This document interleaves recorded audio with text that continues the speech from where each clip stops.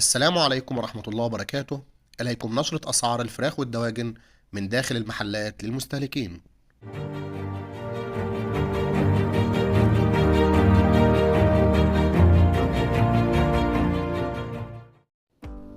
أهلا بكم.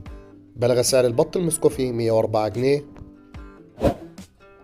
سعر البط الفرنساوي 75 جنيه، سعر جوز الحمام 140 جنيه،